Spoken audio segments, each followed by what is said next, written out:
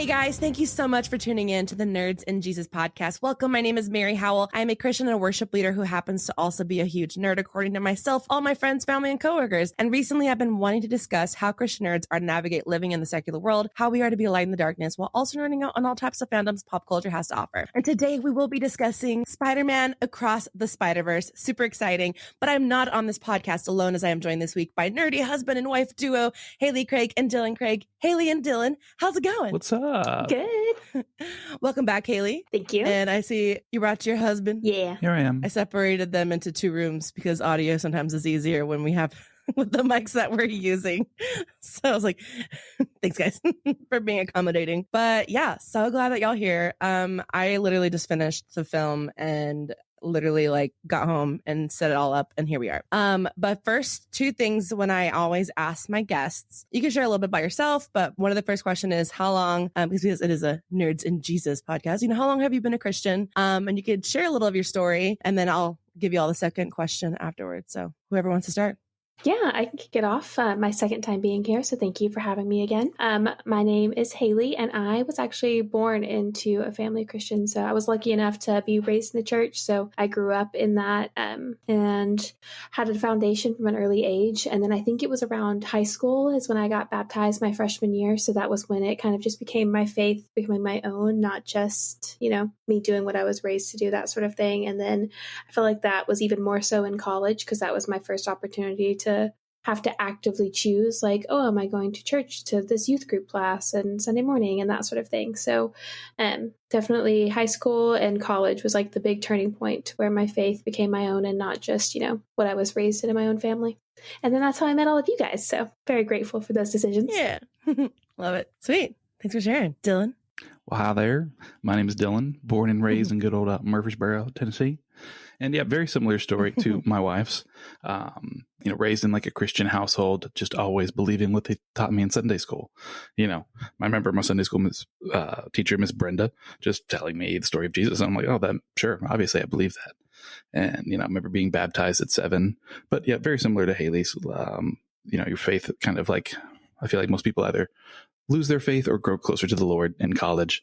And, luckily for me, it was growing closer to the Lord and kind of my faith becoming my own through the campus ministry that we all got to know each other in. And, it was an awesome experience. I know. I feel like, I'm obviously like bringing all my friends to it. I'm like, well, we've known each other for a long time now. It's been 10 years. A decade. It's a hot minute. Sweet. Thanks for sharing, guys. And, second question I always ask is, how big of a nerd are you? And if you can list like your top fandom, like that is your niche, like that is what you know, what would that fandom be? That's tough. It's always going to be books for me, just because that's really where like my love of all things fantasy and reading and magic came from. So I think some of my biggest ones are like Harry Potter. I loved Twilight in high school. Now it's like Throne of Glass is one of my favorite fantasy series. But I also like video games like The Sims and Animal Crossing and all sorts of things. So variety of nerdy like it's obsessions. Like you guys who introduced me to, I've played video games before, but like storyline video games that you guys had played. What was that one game that I had gone over? My sister and I had gone over to your house and we played, watched you guys Detroit play. Becoming Human. That was the one that. Yes. Yes. And then I ended up later on, whenever I got the first thing I did when I got my, because I didn't get PS5 because someone was getting a PS5. So like, hey, we're just basically giving away my PS4. I was like, yes, I will take it. The first thing I did was downloaded that game and played it the whole way through. Yeah. And then I played through Red Dead Redemption 2 Amazing. and Horizon Zero Dawn. And here we are with Hogwarts Legacy, so love all the things, but very cool. What about you, Dylan? Oh, man. Growing up like homeschooled and having zero athletic ability or even any interest in sports. Yeah, I was a big nerd and still am. I would say my biggest fandom that I geek out about is Star Wars. I feel like Star Wars is like in my blood. Anything from the comics, video games, like books of stories that happened outside of the movies I was really into. And then neck and neck after that, it's kind of like Marvel, especially like Spider-Man and X-Men were like my big ones. My uncle had a huge... Hence the reason you guys are on this episode. Yeah, my uncle had a huge comic collection. And so whenever I got to hang out with him. I was kind of like raiding his comic collection, and then grew up reading Lord of the Rings with my family. And so those are probably tied neck and neck for my number 2. Oh, that's awesome. Yeah, I'm excited about, I'm going to, with the Ashoka coming out, this fall. And so I'm already preparing, all right, how we're going to review each episode. So any of my Star Wars fan guests, we will talk about every episode that'll come out and talk about the history of Star Wars. You got to make sure you watch the animated series before you get into that. Yep, exactly. So yeah, no, super exciting, guys. So we're here to talk, we are just really our reaction over Across the Spider-Verse. So we'll do 2 parts of it. I notice always in 2s. The first part is we'll do like a no spoiler. So if someone just happened to, click on this episode and are still listening, this is the no spoiler review first. And then afterwards we'll go to spoilers. But let's just do our no spoiler review and how we thought about the film. I feel like when we walked out of the theater, I don't know, it'd just been a while since I'd had, I don't know, a fun movie experience. And to me, that's exactly what this was. It was just so much fun. The art style is super unique, but me being a comic book and especially like Spider-Man fan and just seeing all of the Easter eggs that they wrote into it, it was super fun. I think I enjoyed this one a bit more than the first one. They carry so differently. I feel like both of them too, though. Even though it's the same comic style, like I think we got to see obviously a little bit more different types of comic, just animation within this film that I thought they did such a phenomenal. I felt like I was watching a painting move. Like it was just beautifully done. The art and the music and the culture. I feel like the first movie was made to look like it was a comic book that had come to life. This one felt like it had just kind of evolved into its own unique art style that at times it still kind of looked like a comic, but yeah, it was beautiful to watch. Yes, I think the art style used with Quinn and like her universe was my favorite. Like I loved how so often in like the reflections you were seeing like her in her costume or her not in her costume, like whatever was the opposite of what she was really wearing, and like the duality of her like person versus her superhero persona. And then I don't know, just the use of like colors that feel like matched her emotions. Like whenever she was sad, everything was like blue and dull. I loved it. Yeah, the use of, I think, definitely the art styles throughout this whole film was just, it was overwhelmingly amazing. Hence, overwhelmingly amazing words. But yeah, it was captured so beautifully, and just the story arc. And I know we'll get more into that a little bit in the spoiler part of it. But man, I think I'm just like so impressed with what they can do with that certain art style. And I feel like it's even, it's carrying on to even more films like, the Teenage Mutant Ninja Turtle film that's coming out, and almost in that same vibe where it's an art style animated film. Man, it's so impressive. It's so impressive. Even the movements, I would watch the movements like, man, like that's so cool. But anyway, there's not really much other non-spoiler reviews. I'm trying to think before we get into the spoiler section, other than go watch it, go see it. So much fun. Even if you're not a like big Marvel or Spider-Man fan, I think it's still a super fun movie. And what's cool is that you'll see a lot of Easter eggs as well, like what you're saying, hey, like a lot of Easter eggs from even current Marvel films, little things like that we'll talk in depth into it, which I really want to talk about that. So we're gonna wait. I just think it's so, I don't know, it's so light. I mean, don't be wrong, some of the topics it covers is obviously heavy. It's not just like, it's like, happy-go-lucky the whole time. But I feel like it just feels so much lighter and happier than like other Marvel movies that are more like dark and serious. There's just something with the animation style, like the whole time I'm just having fun. Even if I'm like on the edge of my seat, I'm still having fun. Whereas some of the Marvel movies, they're a little sad. And I'm just like, I am depressed. I felt like we got a little bit of part of that in the first film, but this one I feel like is leading up to that moment. Yeah, maybe. So I don't know. We'll have to see, right? Yeah. All right. We're just going to jump into spoilers. So if you haven't seen the film yet and you've gotten this far, congratulations. Go watch the film and come back to this point. And then we'll continue the rest of the podcast with us. So, all right. Spoilers in 3, 2, one. Everybody dies. I'm kidding. No.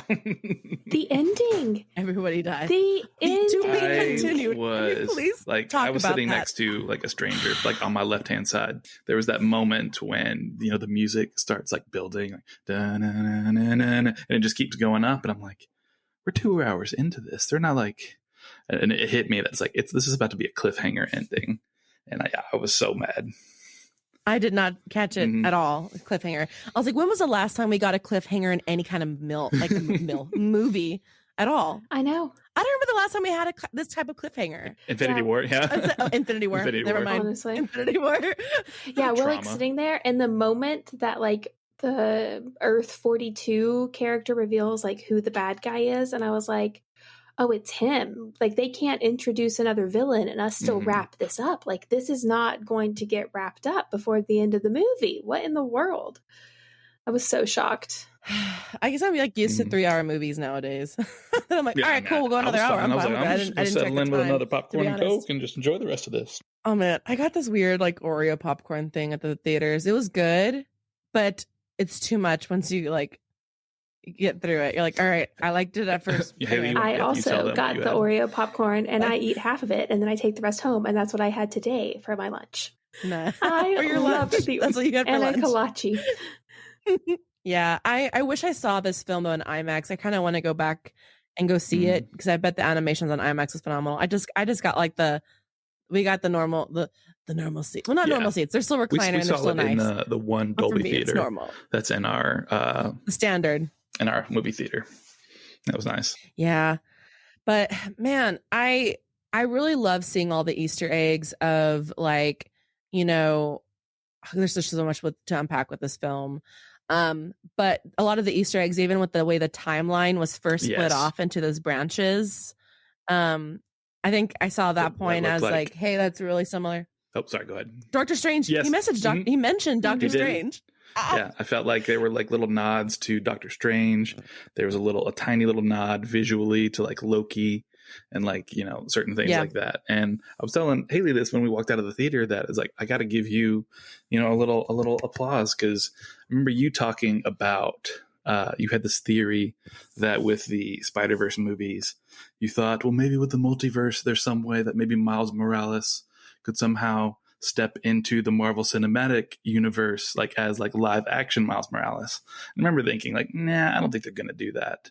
And then, spoilers, there's that one cameo where the main villain, at least the main villain in the beginning, the Spot, is traveling through dimensions and he pops out in Venom, the dimension that Venom exists in, and has like a conversation with the market lady that he always like. She's like not surprised. She's like, listen, she's just, I like, see. not even phased. Not even phased. Tuesday. Yeah, and as soon as I saw that, I'm like, Mary might be onto something. In the next movie, they might bring Miles Morales into the Marvel Cinematic. They should just like fully embrace it and do it like Enchanted, where it's like fully animated, and then he falls through a wormhole and he's suddenly a person. That's so funny. I love sometimes seeing a lot of the animation of that style in the real world brings me back to like our childhood films, with Looney Tunes, or we see a lot of that like I can't like I see all the movies in my head, but I can't name the name of the movies right now. But seeing all that like the old Disney movies, and like seeing them all cross over into like, I really love that part. Or even the part whenever my brain is not remembering the main, I guess the spider villain's name, Spot? the main guy who's in charge of all of it. Oh no, I guess he's Spot, it's but the other guy. Miguel O'Hara. Yeah, Miguel O'Hara. Yeah, Spider-Man 2099. So so that whole comic series is super cool. But okay, we're gonna go back to that because I really want to know more about that. But for Miguel, whenever he's even sharing that, this is just a normal thing, and you see Andrew Garfield's like Spider-Man in that moment, and then even in the backgrounds, you see moments of Tobey Maguire Spider-Man, and kind of I didn't see any Tom Holland stuff. I didn't see any Tom Holland either. I was looking for it. It's probably legal stuff in that since they own the other two films. Probably because this was exclusively Sony. Yeah, Marvel licensing collaboration with. Yeah. But tell us, I don't know much of like the comics of Miguel. So like, what do you know as far as like how he was portrayed in this film and how from what you've seen in comics? It's pretty accurate. So Miguel O'Hara is, he's in Nueva York, which is like New York in 2099. And I can't remember exactly when the original comic for Spider-Man 2099 came out. I think it was like late 80s, early 90s. And it's Miguel O'Hara. He's Hispanic and Irish, and he's just the Spider-Man of that time. And is he a vampire also? No. So he wasn't bitten by a radioactive spider. He was exposed to a chemical that, it's been so long now, I don't remember the name of the chemical that gave him these powers. But the edge is that he has to continue giving himself this chemical to retain his powers. And so there is kind of like this like vampire like aspect because he's continually having to give himself this drug. And he's definitely like much more aggressive in comparison to the other Spider-Men that exist like in the comics. He's definitely more, a lot of the times takes more of a Punisher approach rather than friendly neighborhood Spider-Man approach. But that's why like whenever very dark, he has very dark persona. And we see that even like the I just think of like Nick from New Girl, but whenever Jake Johnson's character, you know, Spider-Man, like he's like, hey, you know, we're all supposed to be like friendly, and like that he's just like not having it. But oh my gosh, I'm glad they brought back that his Spider-Man. But I was like, bro, why are you wearing a robe? Why are you bringing the child? Why are you Peter the B. child? Parker? It was amazing. The little baby and Hobie were my favorites. Like that, the punk spider, the spider punk or whatever, like rooting for the baby to be an anarchist. Yes, Hobie. That was amazing. Yeah. Yes. I loved the whole chase scene that Miles Morales like leaving, you know, basically it's him versus everyone else. And I'm like, Spider-Man. Dang. Yes. I was on his side. I was like, you know, it's just kind of, that's such a hard thing. And I, for some reason why I never realized that the spider that, never revealed that in the first film, I don't believe, but how the spider that bit him was from another universe, and that oh man, I know. What the heck? I felt like so good. The villain was a little bit multifaceted, like not Spot. Like you think that he's going to be the bad guy, right? You're like, oh yeah, here's the villain, he's the bad guy. But then like as the film progressed, like there was a good solid chunk of it where like Spot was not in it. He was not the bad guy. And it's almost like forgot about him. Fate itself was the bad guy. And so it was a very interesting plot, like honestly. Well, it's almost like if going even into like whatever this third, the third film that's going to happen, you're having almost four villains kind of, you got Miguel who's trying to stop them. You got Spot, you got, Miles himself from an alternate dimension as Prowler, and then his uncle possibly too, so you have, you're leading up to this whole new, I think it was just the Spot's origin story. I guess we got the to idea that Miguel himself could accidentally, or not Miguel, that Miles could end up being a villain himself if he does make it, trying to do the right thing of saving his dad. But if he destroys the entire universe and everyone dies, he would be the bad guy. So it's like the risk of like, is this the right thing to try to save his dad, or is he really putting the lives of everyone in the entire world at risk by doing so?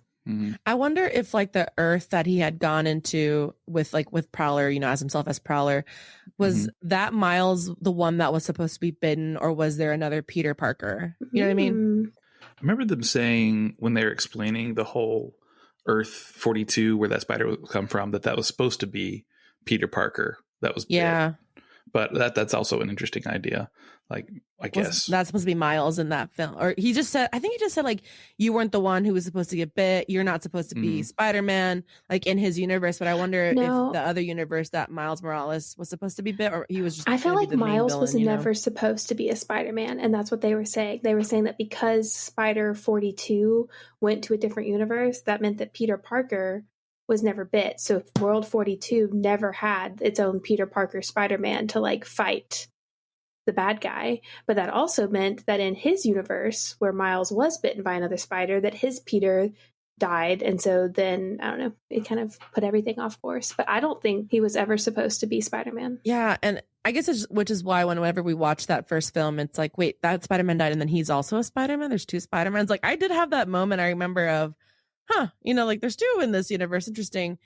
But I think even that switch from Miles whenever they're going up to the moon and you have Miguel, pretty much hunting him down at that moment, you just see this whole shift in his face of where like he is, and I was like, well, if he wasn't supposed to be the original Spider-Man this whole time, who's to say that he can't be save his dad from dying if he's not supposed to be the actual Spider-Man? Like if he's not supposed to be Spider-Man, how does his world fit into the stigma of the what they're saying, that if you stop it, then it's going to stop. You know what I mean? I don't know. I'm trying to I feel like maybe that's the route they're going. Like they save him, nothing's going to happen because he wasn't supposed to be Spider-Man. Yeah, there's a lot of questions that they're going to have to answer in the third one, because it was like the Spot shows up in this one, and you find out that he was in the background at the whole Collider explosion in the last movie. Yeah, like he was only in the first 20 or 30 minutes of this movie, but he was the one who's like, he's the vehicle by which Miles and Gwen, he's the reason why they have to travel dimensions and get into the predicament they're in. But like, I always have the question of like, in this movie, they reveal that the spider that bit Miles is from a different dimension. But if dimension hopping didn't happen until the Spot came into the scene, how did that spider, wind up in Miles' universe to begin with? Is there someone else in the background pulling strings and making things happen? Didn't they? I thought they brought in the Spot was the one who brought in the spider. And was it? That's why he said, I'm the one who created you. I'm the one who. Oh, you're right. Yeah. Okay, I remember that now.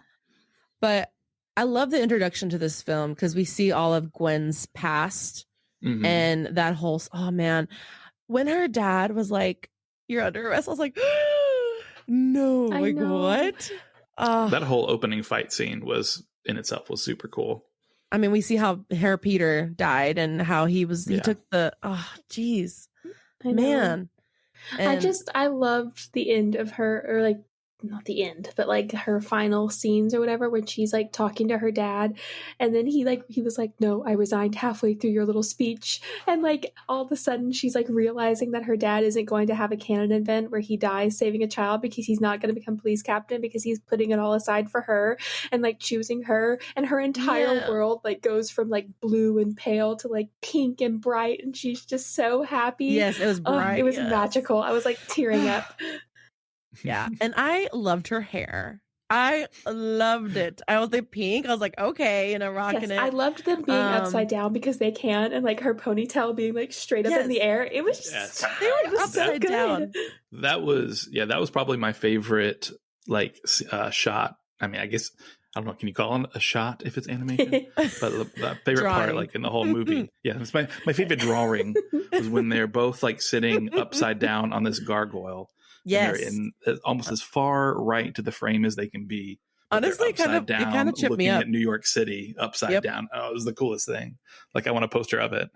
But then there's the reflection the right way up. It was amazing. Yeah. Yeah, it tripped me up though. I was like, I know it's an animation, but I'm feeling weird. I feel like we're upside down right now. Like, I loved how they almost had like their own exclusive elevator, because like once they got to like the hub for all the Spider-Mans, they were on the upside down of the elevator, so that like anyone that isn't Spider-Man couldn't take the elevator to their Spider-Man hub, because they wouldn't have Spidey senses to cling to the bottom of the elevator. Yeah. Oh my gosh. Wait. And then when we see all the different Spider-Man in the hub, there's so like old school, like comic ones. I liked the cat. And, the cat. And even all the villains that they had captured as well was really cool to see. Yes. That was one of the coolest like Easter egg moments. Yes. You see, the two big ones that jumped out at me, because I was, when they're in the hub, I'm trying to like absorb as much of it as I can, just because it was like, growing up with like the comics and the cartoons, I'm like, which Spider-Man are they going to include? But seeing Donald Glover, like live action Donald Glover in like a little prison cell as Prowler, that's probably cool. That is a tiny little thing from the Tom Holland universe, because it's the first one, I think, No Way Home, where he encounters Donald Glover before he's become full-fledged Prowler. There's like a brief scene where he runs into him in a parking garage where he's just doing like Wait, a basic heist. You're right. And he webs his hand to it, and he's like, "Oh man, what are you doing? I got to go pick up my I did nephew not Miles." catch it. I didn't catch it. Oh my gosh. Yeah, and he actually mentions Miles' name, and here we see him, I guess, I don't know, 4 or 5 years later in full-fledged Prowler mode. Did he mention Miles' name in the Tom Holland movie? I'm 90% sure. He either says Miles or he's like, "I got to go pick up my nephew," or something along those lines. Oh my gosh. Did anyone catch it then, I wonder? Or was it just like a little thing and everyone's connecting the dots now, I wonder? I think I didn't, when I first saw No Way Home and had that little moment, it wasn't until the second time I saw it that I realized, oh, this is the Prowler before he becomes the Prowler.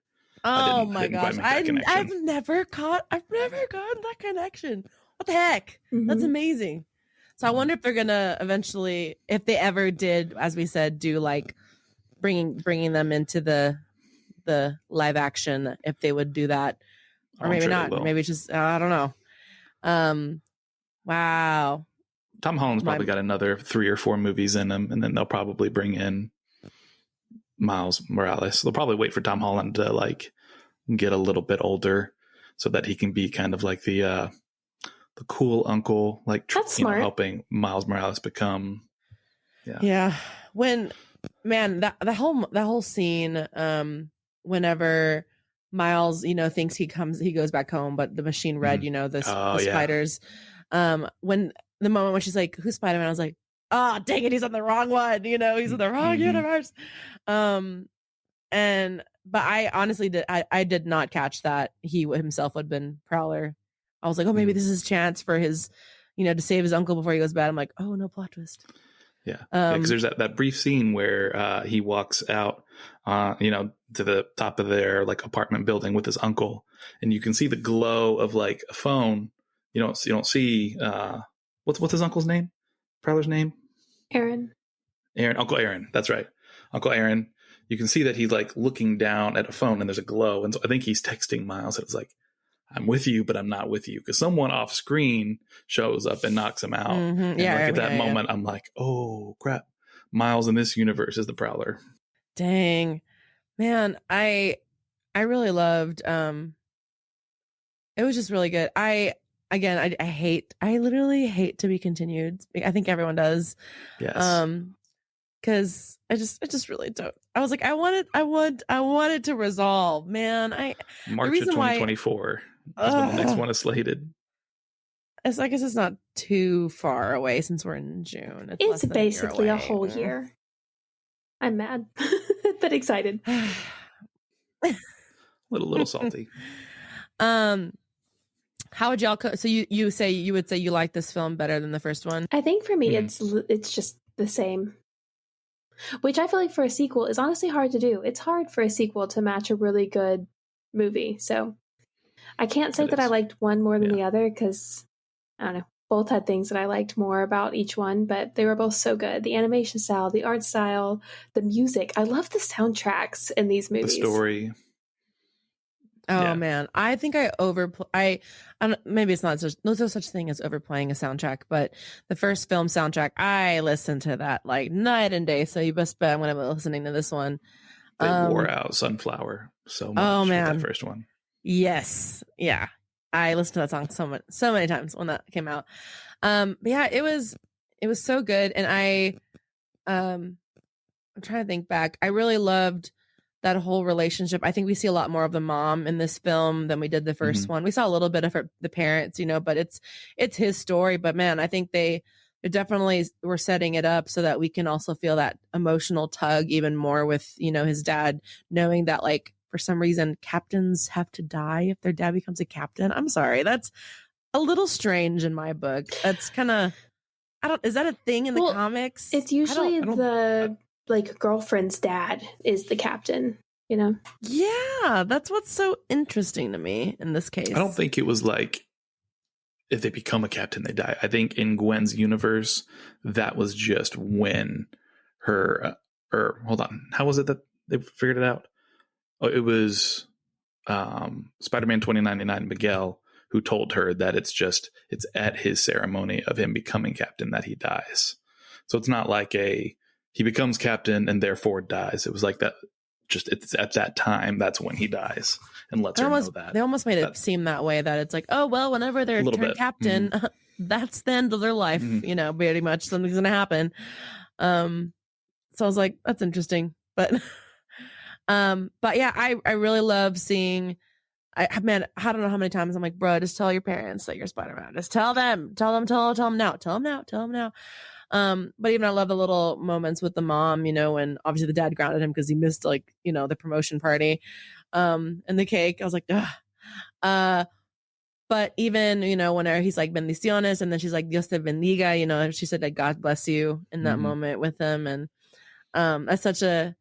it's very like, it just reminds me of a lot of my culture with being, you know, being Hispanic and stuff. And even his world is like the whole half and half. And so like, I know he definitely, I relate to like when he said that he just wasn't really that great in Spanish class, not because like, you know, he got it, not because, I mean, I didn't miss my Spanish classes. Like I grew up. His mom like was yelling at him for getting a B+. I was like, oh man, I feel that, because I think I did fine on it. I just wasn't really trying. I'm like, I already know the language. Why am I going to try? You know, but like you know, I could see that. I was like, oh, that's what my mom would do if she would have totally said that. I feel like I felt slightly old watching this movie, as I do with most like Disney or Marvel movies now, because I slowly start to relate to the parents, where I'm like, that is ridiculous. You should be on time to your party. That is disrespectful that you ruined the cake that you had one job to pick up. Like, I don't care that you are a superhero. Talk to your parents. Literally, that's what I felt about in the actual theater, because first it was fine, and then there was moments where like I'm a huge like clapper usually in Marvel films, but like those who were clapping this time, they were not adults. They were all the children and all the teenagers and all the kids. And like, I was like, am I getting old that like I'm now finding this really hard to like, why are we clapping? Why are we clapping in this moment? You know? Yeah, you know, when he's like, I'm 15, I'm practically an adult. I'm like, no, you are a literal infant. No, do what you're told. Literally. It reminds me so much of when we did the Little Mermaid review too, and I just think of that moment where she's like, but Daddy, I love him. I was like, you're 16. You're 16. I relate more to King Triton, you know? But yeah, I relate more to the parents now. And it's so funny. Yeah, because the folks in the audience would clap at moments. I'm like, I wouldn't clap at that.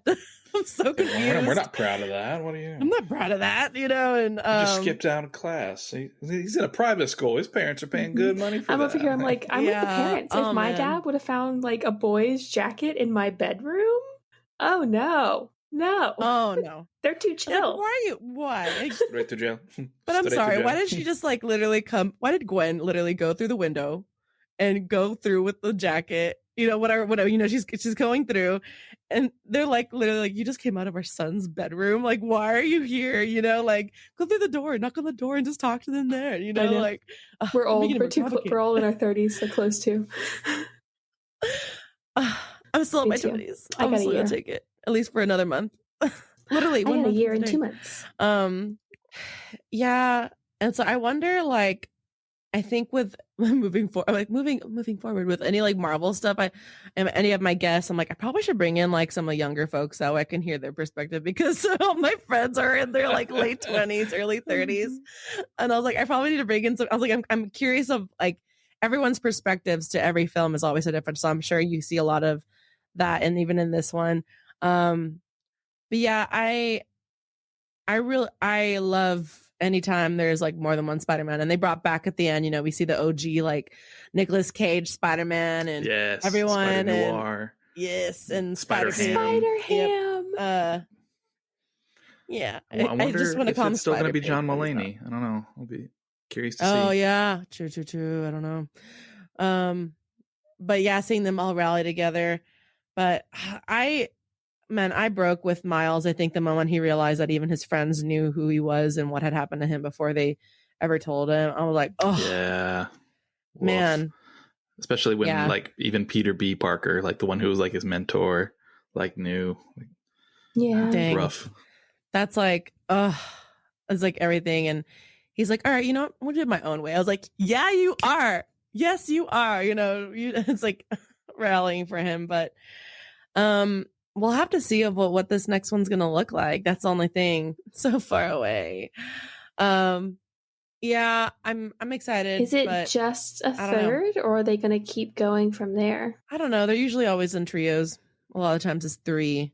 Happens to Yeah, be the trilogy. normal Okay. with most trilogies, because even in Disney Marvel world, it's Guardians was 3 of them.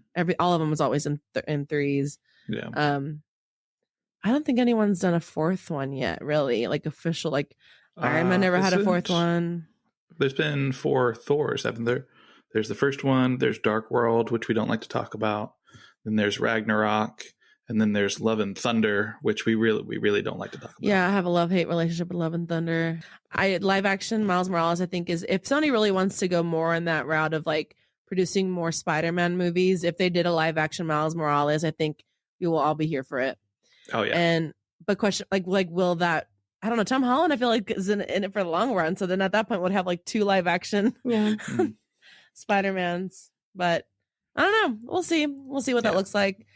I feel like it's going to be a few years. Let him become like veteran, like, firmly planted in his identity in Spider-Man. And then they'll probably bring in like a young Miles Morales, and he'll be able to like mentor him to be the next Spider-Man. Yeah. Future of MCU is questionable. It's kind of all over the place right now. There's always like a great movie, a second movie, a great movie. Yes. Oh, their future is great. Oh, this movie really is not great. Yeah, I feel like so many of them have just been very stale since Endgame. There's so many different plots happening that I'm like, where are we going with all of this? Like, it's been kind of frustrating. I love how this is totally not related to this podcast episode, but like Eternals. Like, you're telling me that there's some giant godlike creature whose like giant hand is sticking up through half of the globe, and then we just never see it in any of the other movies. It's like even Marvel is trying to ignore that the Eternals happened. Yeah, I want to know all about that. And Harry Styles is in the MCU now, and yeah, how did he not end up purple? Like, Thanos is his brother. How's he not ugly? Yeah. That's a whole other thing with it.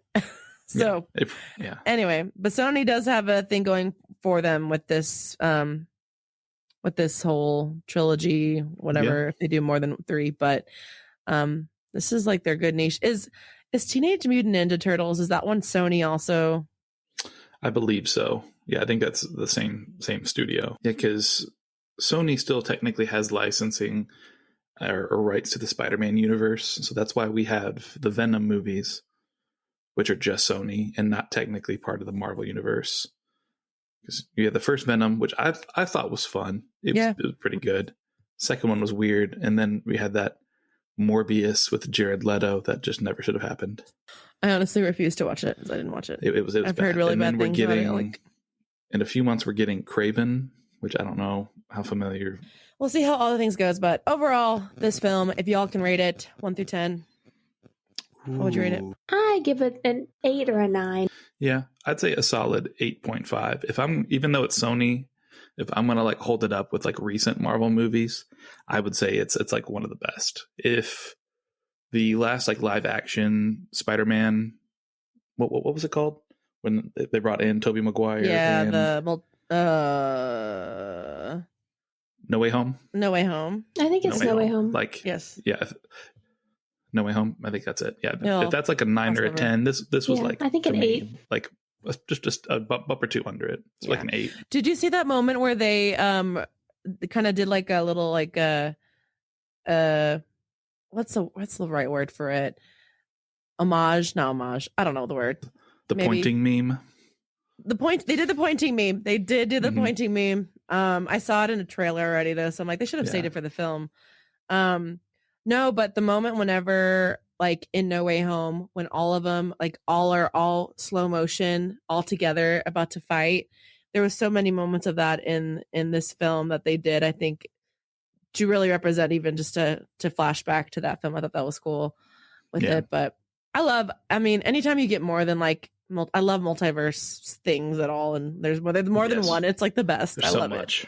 It. So great.